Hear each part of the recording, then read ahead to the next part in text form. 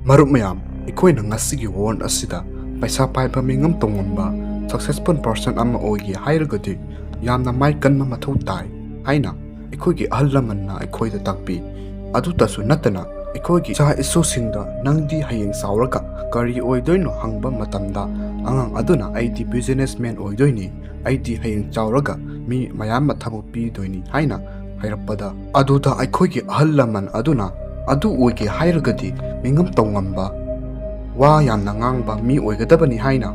pautak piri adubu, ngasigi won asida, khwaidagi miyamna, ikai khumnariba, khwaidagi paisa pairiba, mising asidi, khwaidagi ikaithigana mi ngakta oiramle, adubu, masida aikoigi ipa ipusingna, hairiba pautak aduga, pura opposite oiribani. Khwaidagi ikaithiganba, khwaidagi su paisa paibada maming satliba, paubudigi poweraba, scientist haibadi khudam oina,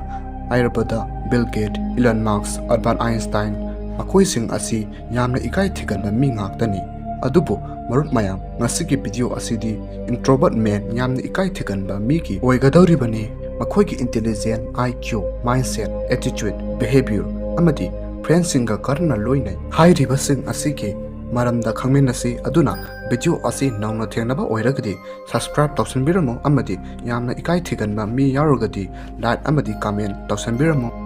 marup maya yamna ikaithiganba mising asi makoigi mindset hana khangmenasi introvert oiganba mising asi makoigi mayamdagi top pa mi oigalli makoisi dream chawba misu oigalli makoi asi matam suppada wa yana ngangande nganglabasu yana phajaba mawungda haibadi makoi na ngangtoraliba wa asi tungi vision hana yenglaga wa ngangba mita oi aduga attitude marup mayam makoigi khwaidagi sakti leiba hainabi ani hairiba hainabi asi introvert man sing asidadi pokpadigi loinarakle haibi yai madudi ahanbada good listener amadi how to impress to another person makoida aduki matik tabagi power asi lai amadi mi amabu karamna mana hairiba wa asida yahalakadage haiba asigi power asi lai aseng mamak successful person amma oibada soyal byabdraba yadraba adugumba magun anini aduka introvert man sing asi IQ yana wangba misu oigalli makoi asi matam suppada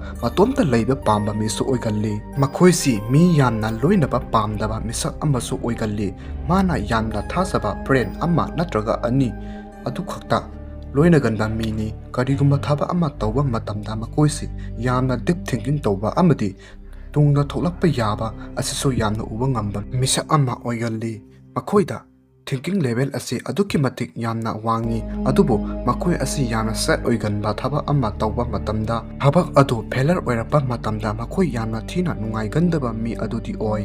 loisalakpada introvert man singi strong point hairagadi mana thabak ama tawba matamda failure oiba matamda matau karamna oiraklibano haina masana masada wahang hangjaba misa amasu oigalli ngasigi AI gi matamni hairiba juk asida AI busu semliba mising asidi yamna introvert oiganba ngakta oiramliba asini ngaklibadi introvert man khara pallabada Zara company gi founder Amancio Ortega Microsoft ki co-founder Bill Gates aduga one of the most investor oiriba Warren Buffett makoising asini aduna loiselapati yamna ikaithigali haiduna isa isabu karimta ngamloidabagum khanba amadi notnabiba tawroidabani introvert oirabasu nahakna introvert oidriba mahak ngondagi